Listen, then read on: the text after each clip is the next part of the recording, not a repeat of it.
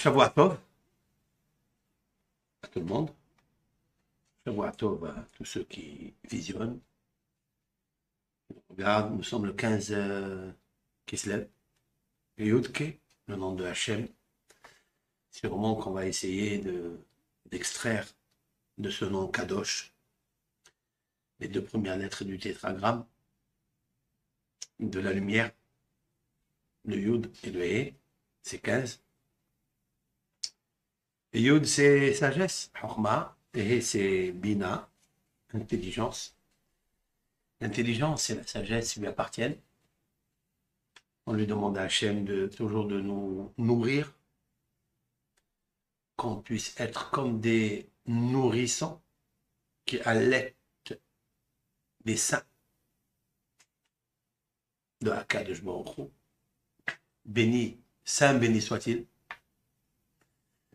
si l'on peut dire ainsi, et de partager ce shiur qui, avec l'aide de Hachem Yitbarach, est une suite d'un cours qui va être diffusé, que j'ai pratiqué vendredi, juste 1 heure avant Shabbat, à Minha. Là, dans ce premier cours, j'ai parlé de l'importance de la Neshama de Rabbi Akiva. Bien sûr, basé sur les paroles du Ari Akadosh, que Rabbi Akiva, personnage unique, qui a eu le mérite de travailler sur lui, d'annihiler surtout l'orgueil. Donc, qui dit orgueil? Orgueil est la source qui cause toutes les colères de l'homme, la jalousie. Et vous savez ce que la jalousie, c'est la course aux honneurs. Je vais faire mieux que l'autre. Je suis mieux que l'autre. Je regarde l'autre très bas. Ça entraîne une catastrophe à l'homme, c'est-à-dire la perte de son contrôle et la perte de sa mémoire et la perte de tout. Comme nos sages, on l'ont dit dans les maximes de nos pères, Kin'a ve'ata'ava ve'akavod, la jalousie, la course au plaisir, le désir, ve'akavod et la course aux honneurs, motzi'i meta adam min ha'olam, font sortir littéralement l'homme de son monde. Il n'est plus dans son monde. Il n'est plus. Et il perd son olamazé, olamaba. Il perd. Rabbi Akiva a travaillé sur ça énormément. Il est arrivé à recevoir une neshama grandiose.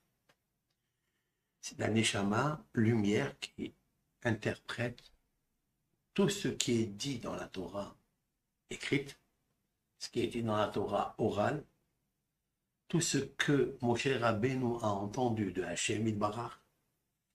Il a pris ça et il l'a fait rentrer dans les passages codés de la Torah. Rabbi Akiva. Cette neshama de Rabbi Akiva, Yitzhak Avinu, notre patriarche Yitzhak qui était prophète, il l'a vu dans la prophétie et il sait que Esav a cette neshama. Et cette neshama, elle est tellement grande qu'il ne nous faut pas la perdre. Avec ça, avec cette base, on peut comprendre comment Hachem Yitbarach, il fait descendre des âmes, lumière, brillantes, qui vont éclairer le monde par l'étude de la Torah, par les sodotes de la Torah, les secrets de la Torah. Hachem Yitbarach, il fait passer des âmes comme ça dans des labyrinthes noirs qui sont en apparence, qui gênent en fait, et qui sont répugnants. Mais c'est là où se cachent les trésors. Yitzhak Avinu, il le sait. Comment Yitzhak Avinu, il le sait? Parce que Rivka, elle le sait. Et Rivka, elle a un accouchement, d'abord une grossesse très difficile, du jamais vu. L'accouchement, il est normal, mais bizarre.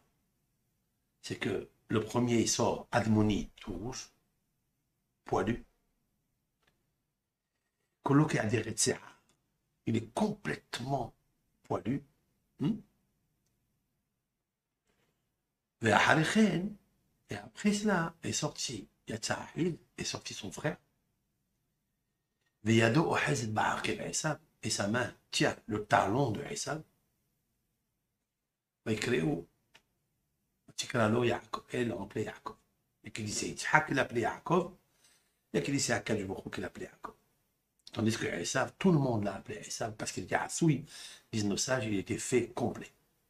Même les dents, d'après Yonatan ben Oziel, il y a 2000 ans, l'élève de Hillel Azaken, le sage. Il avait même les dents. Nous avons déjà fait des cours sur ça. Yitzhak l'a appelé Issa. Et les gens l'ont appelé Issa, mais Yitzhak l'a appelé Yaakov. Le Harizal, Alav Shalom, il déduit de là que dans Issa, il y a une grande âme qui s'appelle Akiva. Akiva, c'est le talon. Ce talon-là montre qu'il est un homme qui va écraser avec ses talons la tête du serpent. Toutes les forces négatives qu'il y avait jusqu'à maintenant, jusqu'à cette naissance-là, étaient incluses dans Issa. Les Mekoubalim disent pourquoi il est sorti rouge. Parce qu'il a absorbé toute l'impureté de la nida de sa mère. Ça veut dire quoi? Voilà qu'une femme qui est en période de grossesse n'a pas de période de menstruation, de nidoute. On sait quoi? Le terme nida, ça veut dire nad, ça veut dire bouger. Lorsque Hava a voté, elle a fait bouger le nom de Dieu, elle a déplacé l'union du tétragramme. Avant la faute, le tétragramme était uni, solide. L'union entre les lettres qui font l'être et font apparaître l'amour était ensemble, était une seule pièce, était fort. Lorsque Hava a entendu le serpent, elle a pratiqué ce qu'elle a pratiqué, elle a divisé le nom de Dieu en deux. Yud-Ke, 15 que nous sommes, il est allé d'un côté, et le Vav et le He sont allés d'un côté. Et nous sommes aujourd'hui à la récupération de cette union-là. Lorsque les deux êtres sont nés, elle a vu qu'il était rouge. Elle a dit, waouh, il y a un problème. Cette rousseur, elle me rappelle quelque chose. C'est-à-dire, moi, Rivka, je suis Hava, première édition, et je viens corriger le ventre. La partie matrice, là où poussent les enfants. Pourquoi? Étant donné qu'elle a absorbé le conseil du serpent, elle a absorbé, elle a dérangé sa matrice. Sa matrice, aujourd'hui, elle a ce qu'on appelle Zohamat. Zohama, ça veut dire, c'est un venin. On va dire comme ça, spirituel. De la même façon qu'il existe un venin du serpent qui tue. Et donc l'homme, Adam, il perd le Aleph, il lui reste que du dam, il reste que du sang, puisqu'on enlève le Aleph, c'est-à-dire sa lumière, son or, sa shekhinah, sa lucidité, son esprit, sa volonté. Il quitte le Aleph, il reste que du dam, que du sang. C'est la raison pour laquelle, une des raisons pourquoi la femme qui a commis la faute, la première, elle a cette période de nidoute. Pour évacuer le sang, mais en fait, ce sang-là, il vient d'un autre venin, du venin du Samer même Aleph Lamed, c'est-à-dire Samer même. C'est la force du mal masculine. Lorsqu'il s'associe avec la force du mal féminine, il s'appelle Lamel Yud Tav, on n'a pas le droit de le dire, eh bien, Akadosh Baruch Hu, il leur donne la force.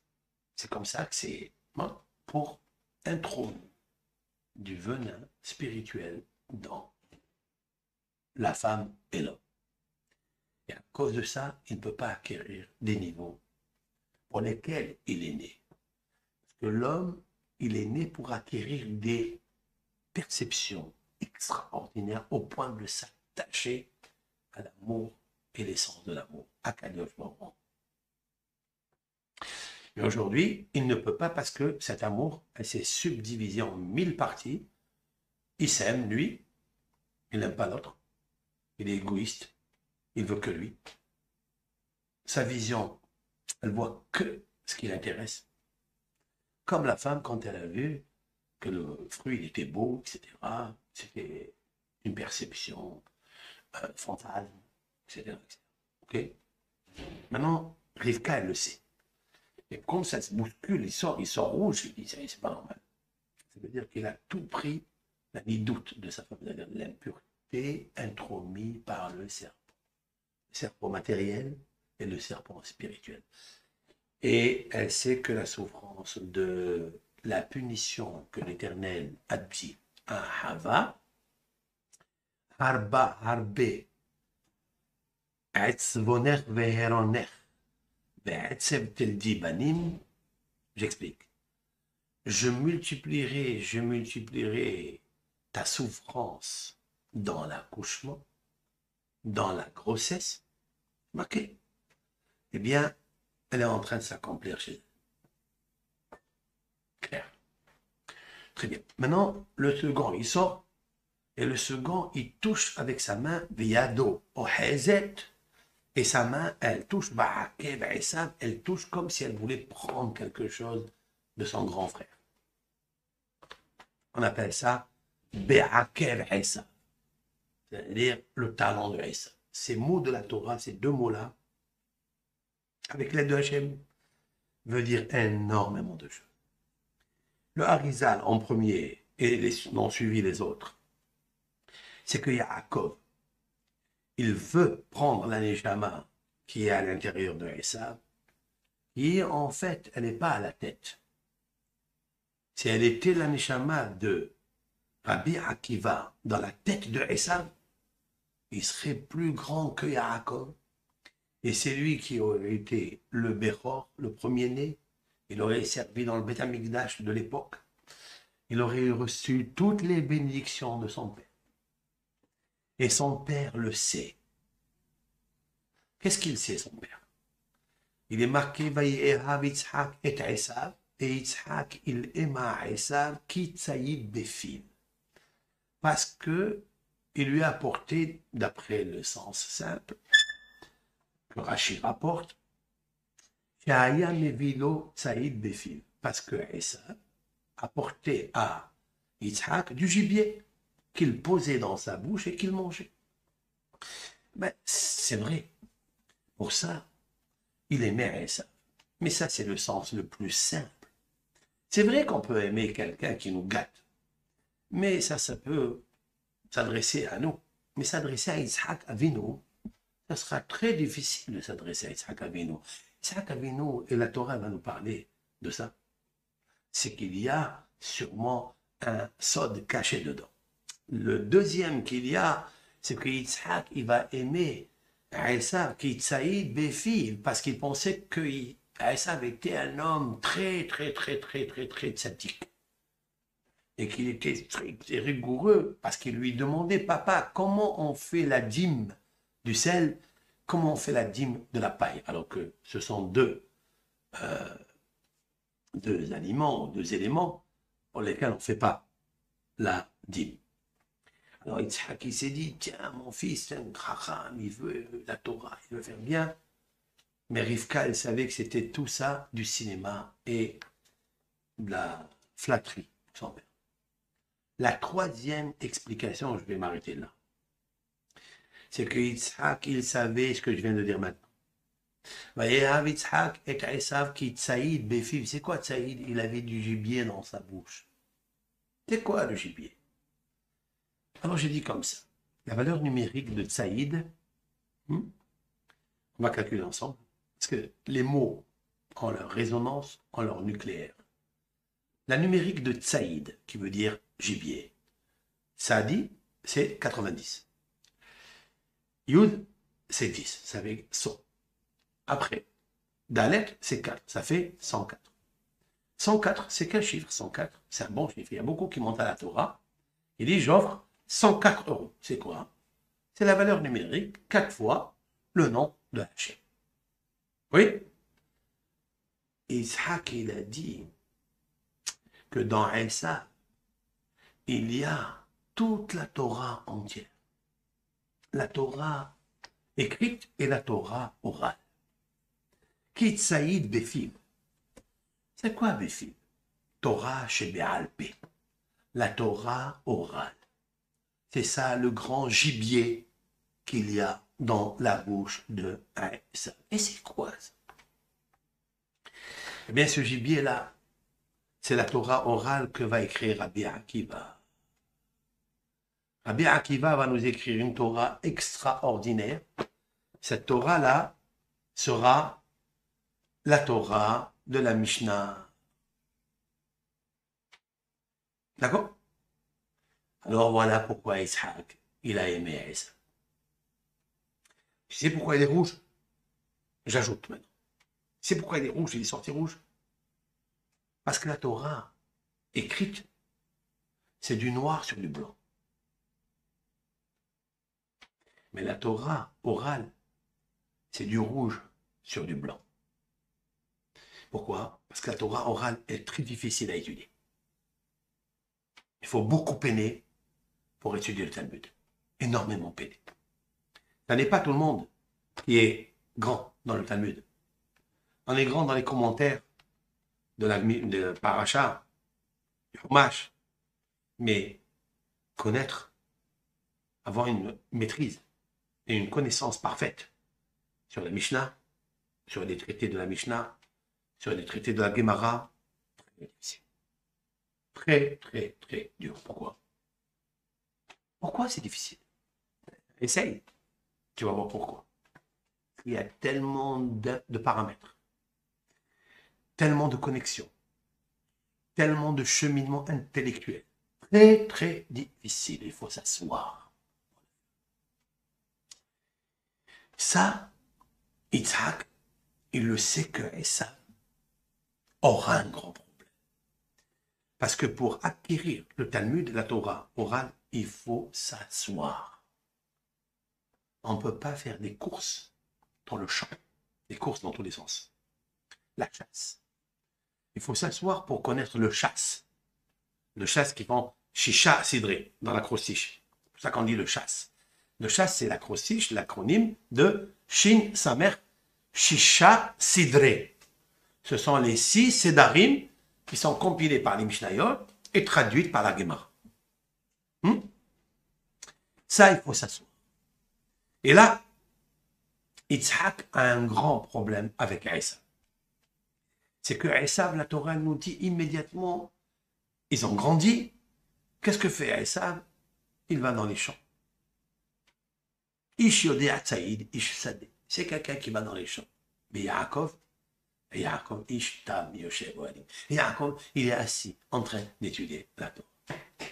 Autrement dit que tous ceux qui étudient la Torah, qui ont le mérite de prendre des lignes, de fixer des heures d'études, de fixer des Mishnah, Chumash, Paracha, le Talmud, plus grande raison, ils sont dans la lignée du Nefesh, Ruach, Neshama de Yaakov Avinu.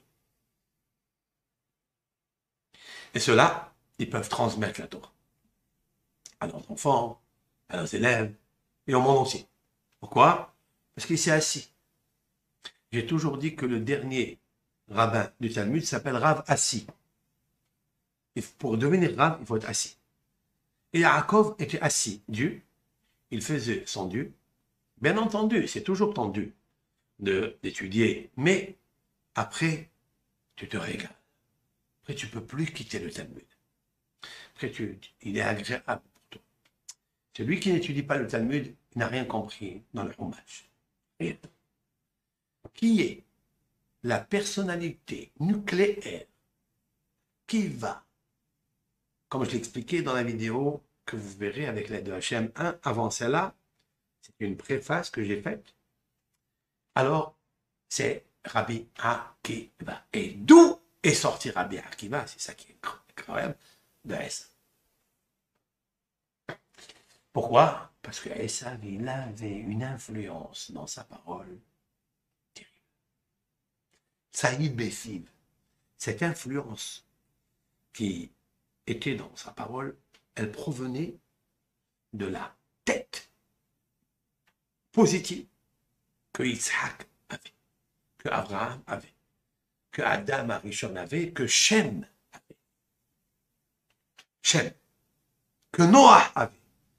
Toutes les personnalités que nous connaissons de Adam, il y avait Shet, après Shet, le troisième enfant de Adam Arishon, puis après Noah, après il y a Abraham, d'abord il y a Shem, après il y a Abraham, après il y a Yitzhak, après il y a Jacob.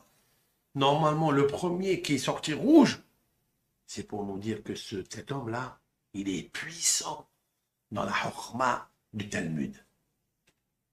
Ça veut dire qu'il pouvait tout rafler. Et il était fait.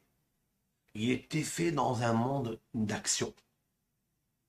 Mais, ce que Rivka a vu, puisque c'est elle qui accouche, et quand elle accouche, elle voit le scénario, c'est que le premier sort rouge, elle a dit, waouh, il va tout prendre, il va tout rafler.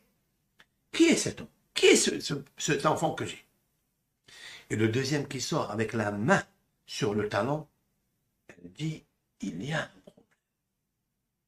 C'est que, en fait, toute la sagesse de Yaakov, de Esav, se trouve en fait dans son talon.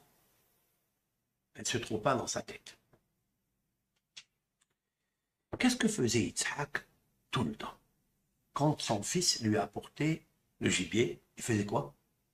Il l'embrassait. Le Zohar HaKadosh dit que Yitzhak, quand il voyait Esav, en connaissance de cause, je pense, j'espère, il a dit il faut lui faire monter la sagesse qui est dans ses talons. Elle est des fois en bas. Elle est partie en galoute dans les pieds.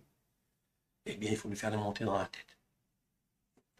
Quand tu lui faisais ce baiser d'amour, c'était pour que la neshika, l'embrassade, elle fait monter comme un aimant, hein, la sagesse qui se trouve dans les pieds, que Esav écrase avec ses pieds, qu'il la fait monter jusqu'en. Parce que si elle reste dans le pied, écoutez bien, j'ajoute, si la sagesse, elle reste dans les pieds et elle ne monte pas vers le haut, cela veut dire que c'est le serpent qui a gagné. Pourquoi? Parce qu'il est marqué concernant la malédiction que l'Éternel a fait au serpent. Il a dit, je mettrai la haine entre toi et la descendance de la femme, de Adam et de Hava. Où Yeshuvra roche, Dieu il parle au serpent. Il lui dit, voici ce que fera l'homme avec toi. Lui, il t'écrasera la tête. Et toi, comme tu n'as plus de pieds, vous savez qu'il a perdu les pieds, parce que Dieu lui a coupé les pieds. Donc il rampe le sol. Quelle est la partie qu'il rencontre le premier dans l'homme, s'il veut lui faire du mal? C'est les pieds. Toi, tu lui piqueras les pieds. Autrement dit, qu'est-ce que ça veut dire? Pourquoi on rencontre à chaque instant des serpents qui piquent les pieds et qui tuent par les talons un homme? Non. Je voulais expliquer avec l'aide de Hachem ce que je suis en train de te dire maintenant. C'est que toute la sagesse doit se trouver ici, dans la tête, dans le cerveau. C'était le commandant. Si quelqu'un il a un esprit fort, il écrase le cerveau. Mais si quelqu'un il laisse sa sagesse se perdre, et elle descend on dit Yoredet al hadre araglaim. Elle descend jusqu'aux cavités des pieds. Yoredet mavet. C'est la mort de la sagesse. Ça veut dire que le serpent, c'est le qui te pique. Puisque la sagesse, elle est là-bas. Et qu'est-ce que ça veut dire? Ça veut dire que c'est le serpent qui allaite la sagesse qui est la vie. Parce que Chokhmah, c'est Haïm. Et c'est avec ça, avec cette vie, que le serpent vit et commande le monde. Rivka, elle sait que Yaakov, il tient le talon parce qu'il ne veut pas que cette sagesse soit piquée par le serpent. Piquée, dans le sens piqué et piqué. Ça veut dire enlevé et arraché par le serpent. C'est pour ça qu'il met la main dedans. Et maintenant, je comprends quelque chose avec ça, quelque chose de fabuleux qui, dans le texte, tous les commentateurs ont posé des questions et des questions. Laquelle? C'est que, il est marqué que Yitzhak aimait Esav parce que il lui a apporté un gibier dans sa couche. Rivka, la suite.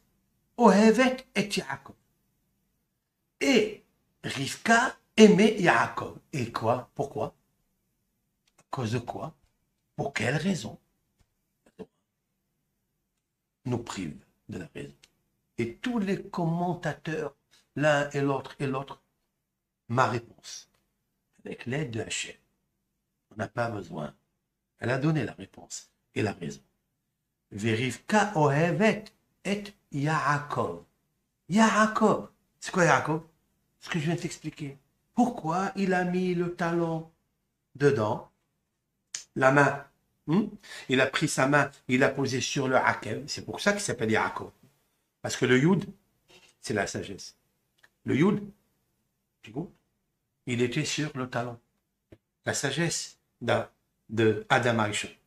La sagesse de Caïn et de Abel. La sagesse de Chet, troisième enfant d'Adam Arishon. De Shem, de Noah, de Abraham, Ishaq. Elle devait passer à Esav et elle était dans les pieds de Esav. Ça veut dire la force du serpent qui a écrasé cette sagesse. Il vient Yaakov, il pose le Yud. Et Yado, Yud, Dalet, Val, Yud. Il l'a posé sur le Hakel.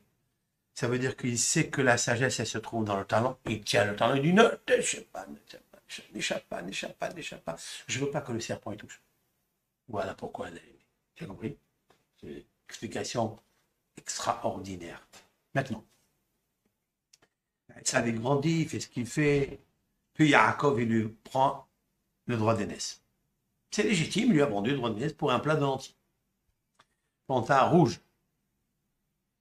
Et puis après, grâce à ça, il va rentrer prendre les bénédictions. Il est le béron. À cause de ça, il y a la haine. Maintenant, nous allons revenir au texte.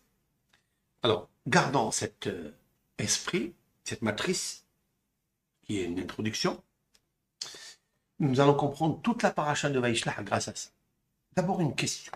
Alors là, on va rentrer dans le verset qui est Lamedhe, d'accord, le chapitre dans la paracha de Vaishlach. Vaïgva est le chapitre 38, verset 29. Dans le texte, au milieu, Vaïgva Yitzhak Vayamot. Yitzhak, donc c'est éteint et il est mort. Vayasef el Amma. Et donc, il a quitté son... Asef ici, ça veut dire quitter. Hein, pas Asef, ça veut dire qu'il a rassemblé. Non, Asef, ça veut dire retirer. Il s'est retiré de son peuple. Zaken ou Svayamim, vieillard et rassasié de ses jours. C'est quoi rassasié de ses jours? Ça veut dire que, je l'ai expliqué au nom des Mekoubalim et du Midrash, c'est que Yitzhak, dans sa vie, l'Éternel lui a montré le Gan Eden qui va avoir. On ne montre pas le Gan Eden à personne. Que Abraham, Yitzhak et Yaakov. Il lui a montré le Gan Eden de son vivant avant de mourir. Pour ça, on dit Ousva Zakelmo, vieillard. Ousva Yanim, il est rassasié parce que dans ce monde, il n'y a personne qui est rassasié. Même si tu dis la Torah. C'est très difficile. Mais si on te montre le Olam Abba que tu vas avoir, tu dis ça, l'homme, il est toujours peureux de savoir où il va monter. Hein? Sa neshama, elle va atterrir où? Il a peur. Mais si on te montre dans ta vie, on te montre clair où tu es, tu vois un Gan Eden, déjà tu vis, tu te rassasies. La suite, Vaikveru Oto, et ils l'ont enterré, Esav, Yaakov Bana. Esav, Yaakov Bana. C'est-à-dire Esav et Jacob, ses enfants. Le Midrash, premier point, dit pourquoi Esav et Yaakov Bana, pourquoi les deux? Ils lui ont fait un grand kavod à Isaac. Même Isaac a mérité que son fils Yaakov, que son fils Esav soit dans l'enterrement. Ce qui n'a pas été pour Sarah. Abraham était dans son enterrement, pas dans sa mort. Quand elle est morte, il n'y avait personne. Puisqu'Abraham, il a pris Isaac, il l'a amené au Mont Moria pour le sacrifier. Et c'est là la cause, une des causes qu'elle est morte. Donc il n'y a personne. Après, qui est mort et que Abraham, il a eu Ishmaël et Isaac qui l'ont enterré. Ça, c'est marqué. Donc, il était rassasié. Là aussi, Esav et Yaakov, ils l'ont enterré. Rivka, on ne parle pas de son enterrement du tout. Pourquoi? Parce que Isaac était aveugle. Donc, il n'allait pas sortir de la maison pour aller enterrer sa femme.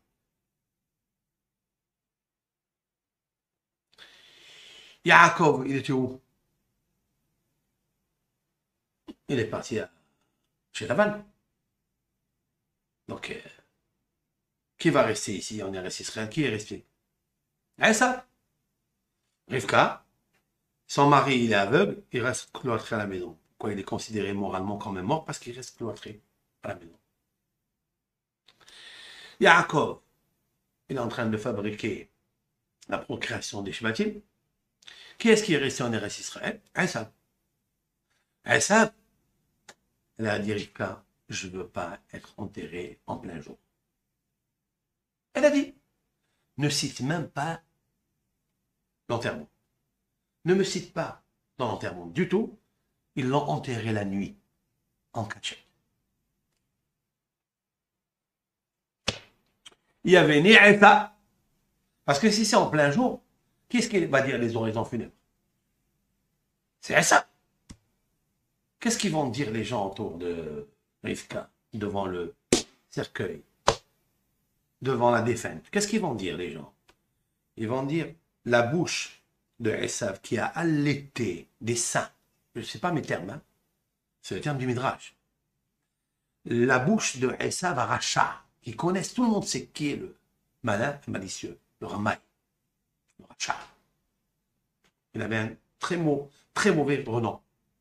Très mauvais. On va dire, regardez qu'est-ce qu'il parle devant la tzaddik. C'est pas honneur. Elle était prophétesse. C'est le jour où elle va mourir. Elle leur dit, la nuit. Ne parlez pas d'enterrement. Il n'y a pas d'horizon funèbre, rien du tout. Voilà comment elle est partie. Rivka. C'est bizarre quand même, non? C'est très bizarre. Ils l'ont pris, ils l'ont amené à Merat. Rivka. Avant Yitzhak. Avant Yitzhak. Ça, c'est ce que dit le Midrash. Maintenant, Yitzhak, il décède. Qui est en enterrement? Esav et Yaakov. Ils lui font un kavod extraordinaire. Et il y a qui dit, c'est pourquoi il est Savé Ayamim. C'est comme Abraham, il a mérité que ses deux enfants, ils ont fait la paix et ils l'ont enterré. La même chose.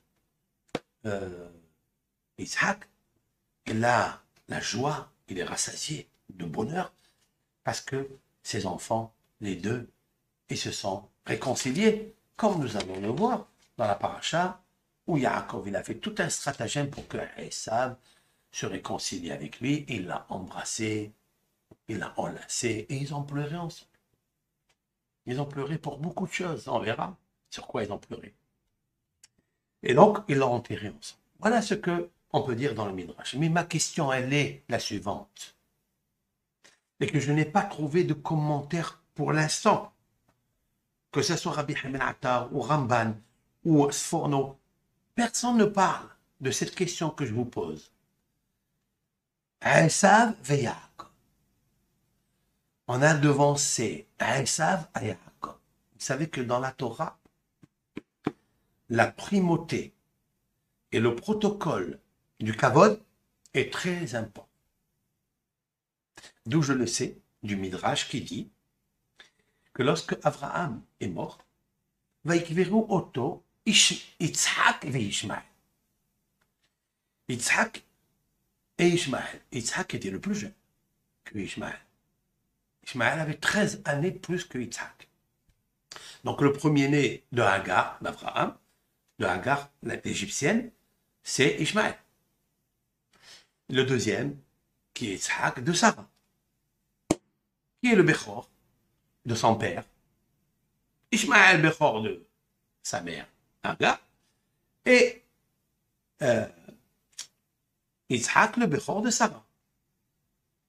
Pourquoi on devance Ishmael, Yitzhak avant Ishmael? Pourquoi? Dit le Talmud. De là, on sait que Ishmael a reconnu la grandeur de Yitzhak. C'est marqué dans la Gemara. Et il l'a laissé passer. Sinon, la Torah, elle ne ment pas. Et au contraire, Rabbi Ishmael, nous avons un rabbin dans le Talmud qui s'appelle Rabbi Ishmael. Et tout le monde se pose la question, comment un rab, une naissance juive, il s'appelle Ishmael? Comment est-ce possible, le docteur de la Mishnah? Plus que ça. Tu sais qui est-ce le maître de Rabbi Akiva? Et les plus grands, Rabbi Ishmael.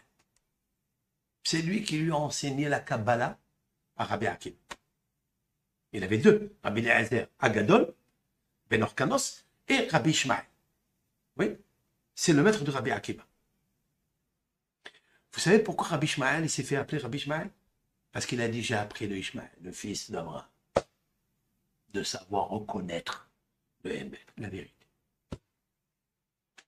Et c'est la raison pour laquelle, devant tout le monde, vous savez, qui a assisté au funéraire d'Abraham, que les rois du monde entier. Tous ceux qui avaient besoin d'Abraham dans son vivant venaient prendre des conseils. Tous les païens qui se sont convertis au judaïsme, enfin, à la foi, il n'existe pas la Torah avant, mais la foi de la Emouna en un seul Dieu, ils ont aboli l'idolâtrie. C'est ce qui va se passer. Où toutes les idoles vont se briser. Les êtres humains vont avoir la Emouna, la foi, et ça, c'est prochement vivant. On va le voir bientôt. Et qu'en fait, ils sont venus assister à la Levaya d'Abraham. Et Yitzhak, c'est lui le premier qui a avancé, qui a parlé, Ishmael a parlé, et ils ont raconté la foi de Abraham. Ça, on a appris de là-bas. D'où je l'ai appris? Parce que la Torah, elle a devancé Yitzhak à Ishmael. Et là, ma question, elle est grandiose ici. ויקברו אותו עשיו ויעקב בניו. Mais Esav, il était rachat. Plus que ça. Esav a reconnu le droit d'aînesse et le droit des bénédictions à Yaakov. D'où je le sais. Parce qu'une fois qu'il a rencontré, qu'il lui a envoyé, on va tout de suite parler de ça, qu'il lui a envoyé l'offrande. Cette offrande, elle était très réfléchie. Et de là, on voit la grandeur de l'âme de Yaakov. Il a envoyé tant et tant de brebis, tant et tant de boucs, tant et tant de chèvres, tant et tant de chameaux. On va tout de suite expliquer ça. Et lorsque Esav, il arrive, il lui dit, c'est pour qui ça? Il lui dit, c'est pour toi. Il dit, pour trouver grâce à tes yeux. Comme ça, tu enlèves la haine que tu as et qu'on puisse s'accorder, s'aimer et devenir deux frères, des vrais frères. Et je veux t'aimer. Et Yaakov, il dit, comme ça, je t'aime. Comme ça, il lui dit, Yaakov. et de la haine qu'il avait à cause des bénédictions, pas à cause du droit d'aînesse, parce qu'il lui a vendu, en lieu sûr et en droit, comme Yaakov lui a demandé dans le droit d'aînesse, écoute, je te donne ce plan anti-michrach chayom. Il lui dit, vends-moi aujourd'hui. Qu'est-ce que ça veut dire aujourd'hui? Aujourd'hui ou demain ou hier? Non. Aujourd'hui, qu'est-ce que le jour? Brille. Je veux la clarté du jour dans la montre. Que ça soit dans ton cœur, avec ta pensée, que tu me vendes le droit d'aînesse. Il a dit, ok, il lui a vendu le droit. Pour ça, il n'a pas récusé. Ce que Esav n'a pas voulu, c'est qu'il lui a pris les bénédictions. Mais il nous faut savoir que celui qui a acheté le droit d'aînesse, c'est celui que son père veut bénir. Je ne bénis pas Esav parce qu'il est grand. Je veux qu'il soit grand dans la tête, pas grand dans les pieds. C'est la raison pour laquelle, ici, Esav s'ajoute. Il dit à Yaakov, c'est-à-dire que tout ce que tu as, tout ce que papa t'a béni, eh bien que ça soit pour toi. Et nos sages disent, Mikal, de là, Hoda ala brachot. D'ici, il a avoué sur toutes les brachot. Même les brachot, il a. Donc, Esav a reconnu la grandeur de Yaakov. C'est lui le Bechor, c'est le honneur, et Bechora, Berachot. Ça va ensemble. Alors pourquoi ici, lorsque la Torah, elle parle de l'enterrement, elle nous dit que Esav d'abord, après Yaakov. C'est une question bombe atomique. C'est vrai? Je peux donner deux réponses avec l'aide de Hachim. La première, c'est qui me vient à l'idée, c'est que Yitzhak a aimé beaucoup Esav parce que Esav a fait Kiboud après. Enfin, en tous les cas, l'honneur de son père. Il a fait l'honneur de son père. Oui. La Gemara raconte que Esav s'habillait avec les vêtements de Shabbat, les vêtements de Adam Arishon. Il y a des premiers vêtements qu'Adam Arishon a reçus de Hachem, et Esav les a récupérés de Nimrod, via le conseil de Yaakov. Il s'est battu avec Nimrod, qui était puissant. Pourquoi il était puissant? Parce qu'il avait ses vêtements, et il lui a subtilisé. Ces vêtements-là, de Adam Arishon, étaient dans la Teva de Noah. Et lorsque Noé est sorti de la Teva, il a oublié les vêtements de Adam Arishon à l'intérieur. C'est lui qui devait les porter. Qui a subtilisé ça? Ham. Ham les a pris et ils se sont dégringolés jusqu'à la main de Nimrod. Et c'est comme ça que Nimrod dit Bord Saïd, Ifne Hachem. La Torah les met en exergue et Nimrod était un homme puissant devant Hachem. Quelle puissance il a? Les vêtements. Dès qu'il portait ces vêtements-là, il allait à la forêt, à la jungle, tous les animaux y venaient parce qu'il y avait une odeur de Gan Eden. Esav savait qu'il y avait ça et que lui devait aller très très loin pour aller chercher les gibiers, etc. Il est venu chez Yaakov, il lui a dit, dis-moi, tu peux pas savoir comment je peux faire pour gagner Nimrod? Il lui a dit, les habits.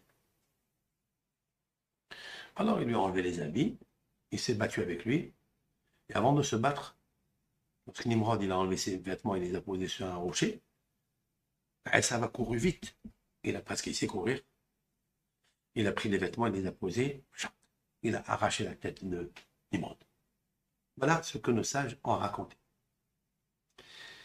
Dans le Midrash, etc. Esav a pris ses vêtements, il a dit, je fais tout ce que mon père me dit. Tout. Il a fait Kiboud Aval. Il y avait un rab dans la Gemara, Bishmael s'enorgueillissait de faire le kavod de sa mère parce qu'il posait ses mains. Lorsque sa maman elle descend du lit, il n'y avait pas de pantoufles. Le froid, il y a le sable. À l'époque, il n'y a pas de carrelage. hein, et car l'âge de la maman était âgé, car l'âge, il posait ses paumes de main pour recevoir les plans des pieds de sa mère, et avec ça, elle marchait. Mais quand il a vu le Midrashim, ce que son maître lui racontait sur le kavod que Esav il faisait à son père, il a dit, je ne suis pas arrivé qu'Arsoula, à la cheville de Esav. Esav, lorsque son père il lui a dit, va me chercher le gibet pour que je te bénisse, il est parti à la maison pour chercher le vêtement, il ne l'a pas trouvé. Il sait qu'aller dans la jungle maintenant, il y a des lions, il y a des tigres. S'il n'a pas le vêtement, il est fichu. Il s'est mis en danger parce que son père lui a dit. Qu'est-ce que son père lui dira? Il le fera. Il s'est mis en danger, il est rentré là-bas pour aller chercher. Il a traîné. Pourquoi il a traîné? Parce que lorsqu'il a attrapé un gibier, il l'a attaché pour aller chercher, parce qu'il a dit deux. Il est allé chercher un autre. Celui-là, le malach, il venait. Il y avait un ange qui venait pour le retarder. Il dénouait la ficelle, le gibier se sauvait. Comme ça, il est resté très tard. Mais il s'est mis en danger. Il courait le danger parce que une fois que tu cherches encore du gibier alors que tu l'as attaché, il s'est détaché, tu peux, hasbe shalom, enfin, shalom pour Esav, il peut être tué. Et s'il meurt, c'est grave. Pourquoi c'est grave? Hein? Bon, il n'a pas fait le caveau de son père. Deux réponses. Jamais il mourra. Parce que son père, il l'attend. C'est marqué que lorsque tu vas faire la mitzvah, que quelqu'un ou la Torah te demande, et ton père te demande ici, en l'occurrence Isaac, en route, même si c'est sakana, tu n'es pas mis en danger. Pourquoi? Parce que tu dois lui ramener. Parce que tu dois lui ramener. Et donc, même en allant, tu n'as pas encore eu, il n'y a pas de danger. Parce que ton père t'a dit. On le verra ça chez Yaakov. Avec Yosef dans la paracha de la semaine qui arrive. Yaakov, il sait que ses frères, ils sont très jaloux et qu'ils peuvent tuer Yosef. Il appelle Yosef et lui dit, va voir.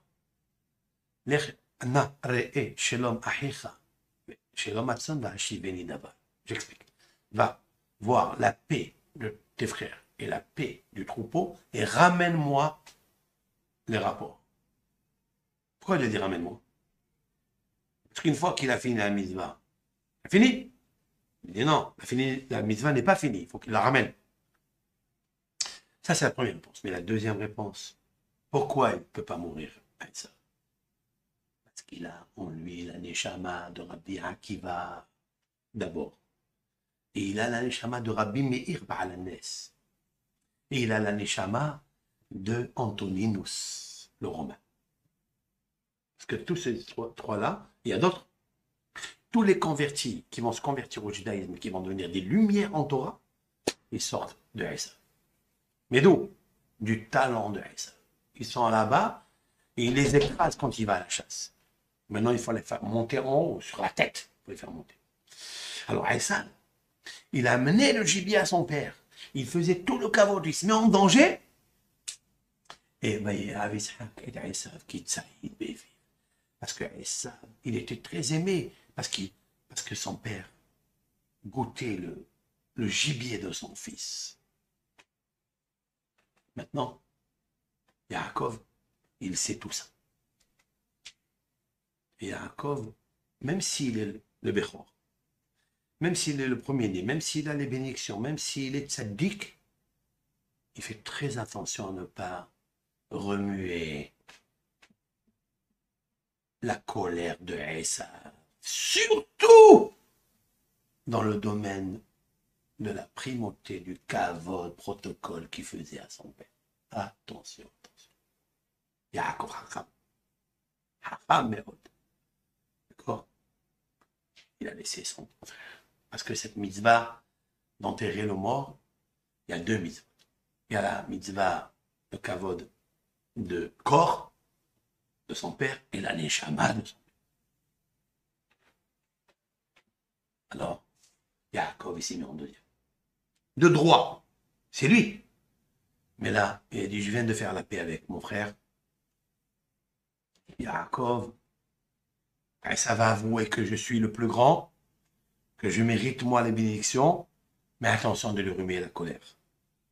Parce que là, il ne me pardonne pas. Il peut tout me pardonner, sauf le caveau de son père. Ça, il le sait, Yaakov. Et d'ailleurs, pour renforcer ce que je viens de dire maintenant, une des raisons pourquoi on a dénoncé Esav, je vais vous dire pourquoi. Parce que Yaakov, il entend que Esav arrive, il a peur. Il a peur de quoi? Il a peur de lui. Il a peur de quoi? Il a peur de Esav. Parce que Esav, il a le caveau de son père. Il a un grand mérite du Kiboud Av, le grand kavod qui faisait à Isaac, l'honneur, le respect, la gâterie à son père. Il a peur de ça. Surtout que lui, il était parti depuis longtemps déjà. C'est-à-dire que le Kiboud Av, il l'avait plus depuis un certain temps. Ça fait longtemps, 22 ans là. On est en 22 ans qu'il a quitté son père. Il a dit peut-être le srout de son père. Et ça, donc ça, il a peur. Même maintenant que son père il est mort, il le laisse. Ok? Ça, c'est la première réponse qui est logique, qui est midrashique, on va dire. Mais la réponse dans laquelle je fais le cours, qui suit la vidéo première que vous allez voir, avec les deux Hachem, c'est que Yaakov, il est obligé de laisser ça passer avant lui. Pourquoi? Parce qu'il a Esav, la Neshama de Rabbi Akiva, tout court. Parce que Yaakov, il sait qu'à la naissance même, c'est Esav qui est sorti le premier, et que normalement Esav il doit connaître tout le Talmud et c'est lui qui doit le transmettre à Rabbi Akiva. Et celui qui va le transmettre à Rabbi Akiva, comme j'expliquais dans le cours, quand Rabbi Akiva est mort, le jour où il est mort, est né qui? Rabbeinu Akadosh, le codificateur qui a compilé toute la Torah orale. Pourquoi il est né ce jour-là? Parce que la Neshama de Rabbi Akiva, elle va aller dans la Neshama de Rabbeinu Akadosh. Et qui est Rabbeinu Akadosh? C'est le Nitzos de Yaakov Avinu. Donc Yaakov, en connaissance de cause, il laisse Esav passer en premier parce que Yaakov lui-même, là je vais ajouter quelque chose. Si Yaakov veut que la Torah, à lui, qu'il a étudiée, elle se transmet par la suite à Rabbeinu Akadosh, il faut passer par Rabbi Akiva. Pas moins, pas plus. Akiva. Akiva, c'est les lettres de Yaakov. Hein. Le Harizal. J'ajouterai encore une préface.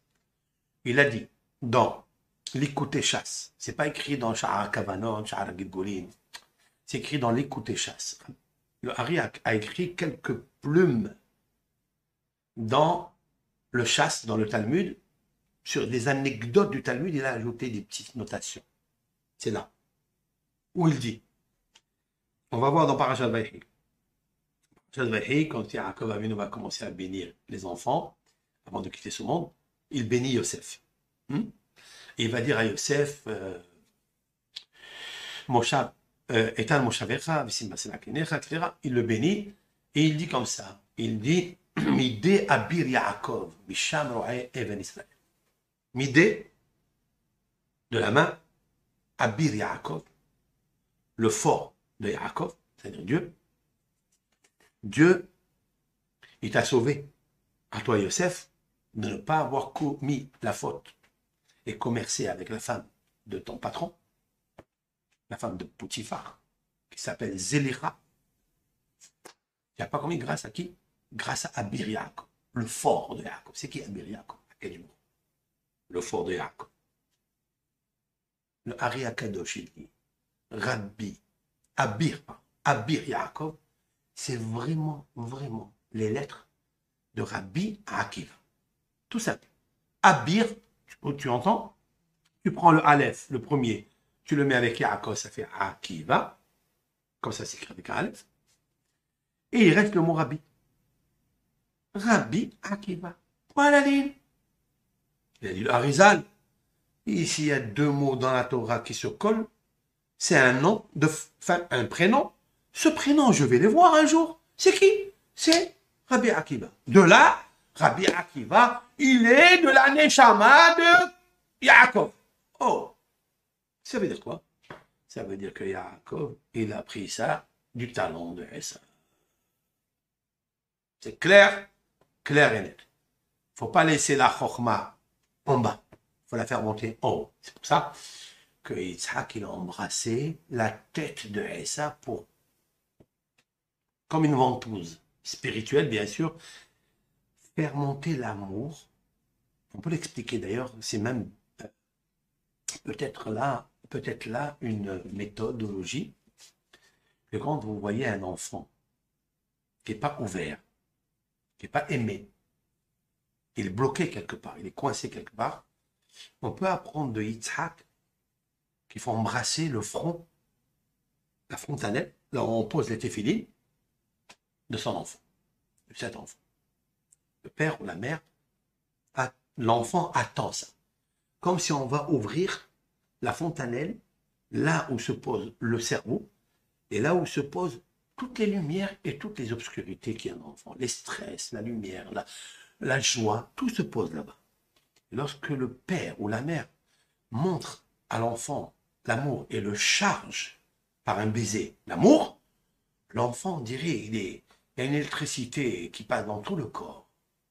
C'est vrai?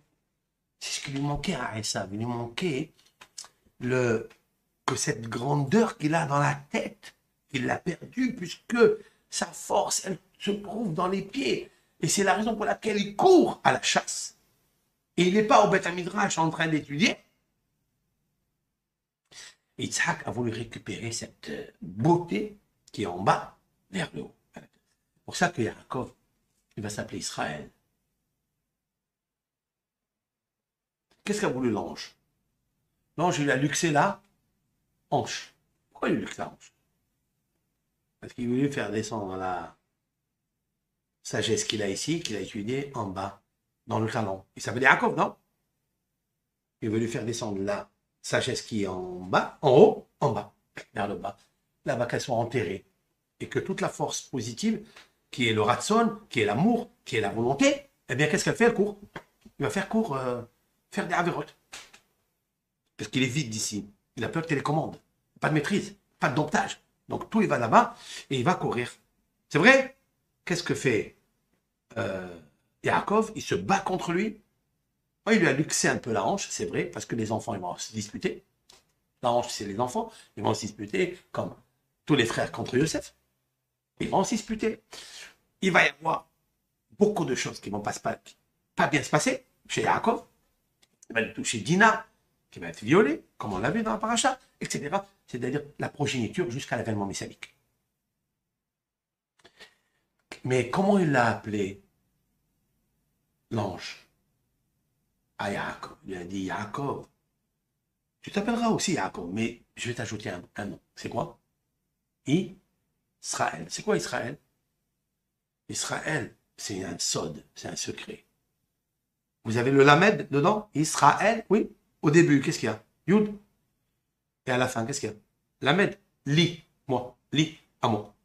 Il reste quoi? Resh, Aleph, Shin, Roche. Li, Roche. Li, Roche. À moi, la tête. À moi, la tête. Le li, c'est Hachem. Il est dans ma tête. La sagesse, elle est là. Et d'où je sais que le mot li, c'est la sagesse. Parce qu'il est marqué un des versets dans les proverbes de roi Salomon. La sagesse. Ani bina, je suis l'intelligence, li gevura. À moi, la puissance. Quelqu'un qui a la bina, il a la puissance. Vous comprenez? Li, c'est la sagesse. Parce que le li, c'est elle qui fait en sorte que la bina travaille la matière grise pour la rendre la puissance. Lorsque l'ange a vu que Yaakov nous tenait fort et que la sagesse d'ici ne voulait pas la faire descendre en bas parce que toute la progéniture aurait été brisée, il lui a dit, tu t'appelles Israël. Li roche. Oui. Est-ce que à la fin de sa vie, Esav il a réussi à pas remonter justement Valérie? C'est la tête qui a été enterrée dans. Oh, bien sûr. Et bien sûr. Ah, une des. Maintenant, tu as touché un point très, très important. On va voir par la suite, et c'est marqué dans le traité talmudique Sota, que la tête de Esav est enterrée. Alors, une grande discussion sur ça. Sur le thorax de Isaac. Elle est enterrée là. Qu'est-ce que c'est ça? C'est-à-dire, juste après la partie de la bouche. Il y a qui disent qu'elle est enterrée dans la cour de Maharat Marpella, dans le champ. Vous vous rappelez qu'Abraham Avinu, il a acheté la caverne, il a acheté aussi le champ. Pourquoi il a acheté le champ? Parce qu'il sait qui a la tête de Esav qui va être enterré là. Il n'est pas enterré dans la caverne elle-même, avec Yitzhak. Il y a qui pense, hein? C'est un Zohar, hein? C'est pas des rabbins d'aujourd'hui, ou d'hier, ou d'avant-hier. C'est des rabbins il y a 2000, 2500 ans. Il y a des témoignages, il y a une discussion. On ne peut pas être précis. Moi, je suis précis, donc j'apprécie. Mais on n'était pas si près de l'enterrement. Donc on ne sait pas. Il y a des textes comme ça, il y a des rabbins qui approuvent des déductions de versets. On ne va pas rentrer dedans. Mais en tous les cas, il se trouve dans la localité de Maharat Marpella. Et la question est pourquoi? La réponse est que la sagesse des pieds, elle s'est vidée. Le rabbi Akiva qui était en bas, le rabbi Meir qui était en bas, il est monté vers l'eau jusqu'à la tête. C'est pour ça que le corps, c'est un corps qui n'est qu'un décor. C'est celui qui était l'écran, hein, de la Neshama lumière de Rabbi Akiva, Rabbi Meir, de Néron Kissar à l'intérieur. Maintenant, la substance s'est élevée jusqu'à la tête. Et c'est ça. Et c'est là où je reviens. C'est très important d'embrasser un enfant, de l'embrasser, mais vraiment avec l'amour, comme Vayehav Yitzhak. L'amour de Yitzhak. Si la Torah a dit l'amour de Yitzhak, c'est qu'il était à 100%. Quand tu embrasses ton enfant, tu l'embrasses fort. Il fait enlever tous les stress qu'il a, toutes les problématiques qu'il a à l'intérieur, tu peux lui enlever. Et à ce moment-là, tu fais montrer la sagesse qui est en bas. Il y a des enfants, c'est une leçon d'éducation énorme à nous autres. C'est qu'il y a des enfants qui ont des grandes facultés. Ils sont nés dotés de facultés insoupçonnées, mais très cachées. Très cachées. Ils sont cachés où? Tu te demandes pourquoi cet enfant, quand il était petit, il était intelligent, et puis après, il s'éteint. Son esprit ne comprend plus rien du tout. Qu'est-ce qui se passe? Le Yitzhara, il l'a piqué. C'est-à-dire, au lieu d'être Israël, c'est-à-dire Li Roche, il est Li Haket. Toute la sagesse, elle va dans les pieds. Ah, pour courir, pour faire les bêtises, pour danser dans un dancing et faire la trapéologie, ah, il est fort. Mais qu'est-ce qui s'est passé, cet enfant? Ne le juge pas mal. Ne le juge pas mal. Essaye maintenant de faire comme Yitzhak et d'y aller faire monter la sagesse qui est en bas. Elle est en bas. Et d'ailleurs, même il y a des médecines chinoises, acupuncture, tout ça, ils piquent dans certains points des pieds, des talons. Eux, ils savent, ils connaissent les lésions, D'accord? Comment on appelle ça? Les endroits, hein, les veines, là où passe le sang, et là où il y a le sang, il y a le nefesh, qui est un nefesh ou adam. Ils piquent là-bas, ils font monter le nefesh vers le haut. Tu as des personnes éteintes, pâles, blêmes. Ils vont chez le acupuncteur, ils piquent, tac, tac, tac, de cet endroit, il revient ravissant comme ça. Clair. Qu'est-ce qu'il y a, Macabre? La lumière, elle est en bas. Il faut faire monter un peu les énergies. Pour moi, cette histoire de la tête avec les pieds, c'est l'histoire de la haine que Hachem a puni le serpent. Et il nous a punis en même temps. Parce que si on ne fait pas attention, la sagesse, elle s'en va. Alors comment des fois on fait descendre ça avec ça? Quels sont les actes? Shmirat Haberit.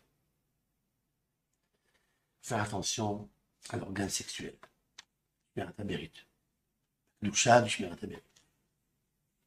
Quelqu'un, il perd les facultés mentales, il commence à oublier. Shmirat Haberit. Soucie-toi de faire attention.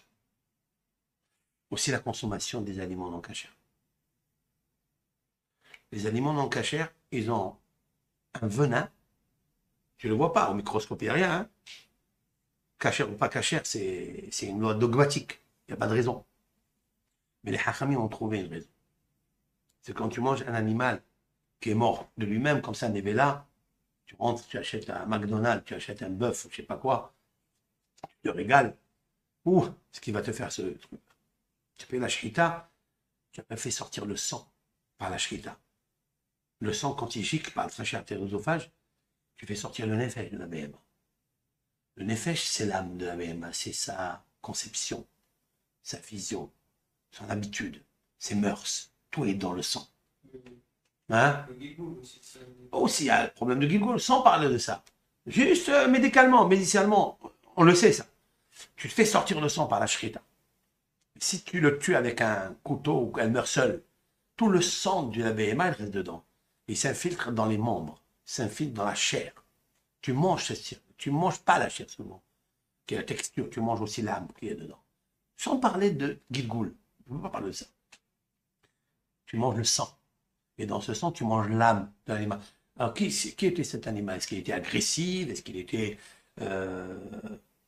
Est-ce qu'il était cassan? Est-ce qu'il était coléreux, agressif, etc. Jaloux? Oh. Chez les animaux, il y a aussi la jalousie. Il y a aussi le combat qui va être le plus fort, qui ne va pas être le plus fort, etc.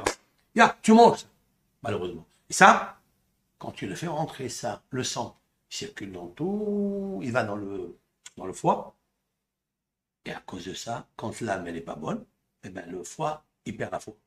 Et à la fois, hein, ça monte vers le haut, et ça bouche les canaux du cerveau de la neshama. Tout court. Et à ce moment, qu'est-ce qui se passe? Mais qu'est-ce que ça a à voir avec la neshama et l'intelligence qu'il avait? Il a encore cette intelligence, mais elle est bouchée. Si elle est bouchée, alors tu n'as qu'à le déboucher. Mais comment tu vas le déboucher? Avec quoi? Hein? Avec des stops. Stop, ne fais plus rien. Tout ça. Qu'est-ce qu'il faut? Cette sagesse-là, elle descend vers les pieds. Et tu le vois. Il court, il est agile. Ou bien il devient paresseux. Ça peut être les deux. Il est paralysé. Et là, il n'arrive plus à réfléchir. Faire très attention à ça. Quelle est la réparation? Les roches. Israël. C'est quoi les roches? Télim. Ashrei ha'ish. Asher lo halach ba'asad rishai. Quel est le tikkun pour ça? C'est bien de donner des questions et des réponses, mais la solution, Ashrei ha'ish asher lo halach ba'asad rishai. Ashrei, heureux. Ashrei, c'est l'anagramme du mot Roshi. Tu veux récupérer Roshi? Ta tête? Resh, Aleph, Shin, Yod. Ashrei. Tu récupères la tête? Lis Israël. C'est ça. Pour ça que David Amelech, il a fini par Alléluia. Le dernier psaume, c'est le 150. Alléluia. Il y a 10 valeurs là-bas, 10 qualités, une échelle de 10 échelons. Ce sont des niveaux extraordinaires de l'amour de Dieu, la grandeur de Dieu. Eh bien, il descend avec Kol HaNeshama, tu récupères Kol HaNeshama. Alors, je dis, là, dans ce cours, si quelqu'un se trouve difficile pour un enfant, pour tous les sujets qui nous fâchent, qui nous gênent, qui nous attristent, etc., c'est de prendre sur lui. Ça peut lui coûter 2h30 d'études. C'est beau. Prendre le télim de la tête jusqu'en bas. C'est-à-dire depuis Ashrei qui est la tête, Roshi. Hein, vous comprenez ce que je dis?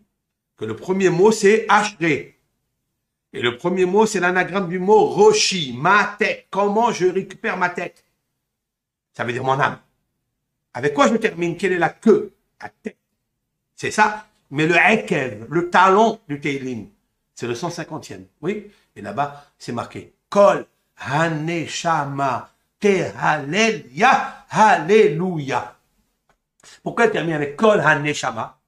Tu récupères Kol HaNeshama.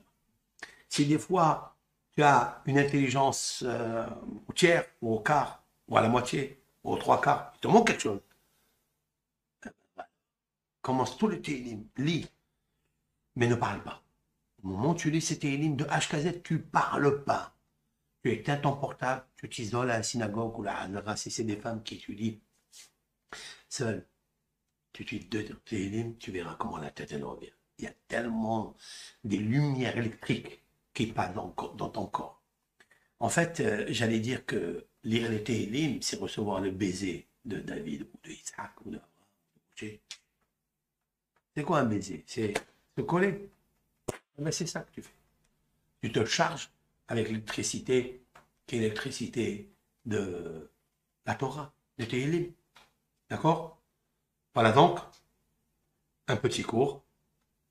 Maintenant, je voudrais continuer après avec l'aide de la chaîne pour essayer de rentrer tout ça dans le texte. Et Ratson, que la Kébouchou nous aide.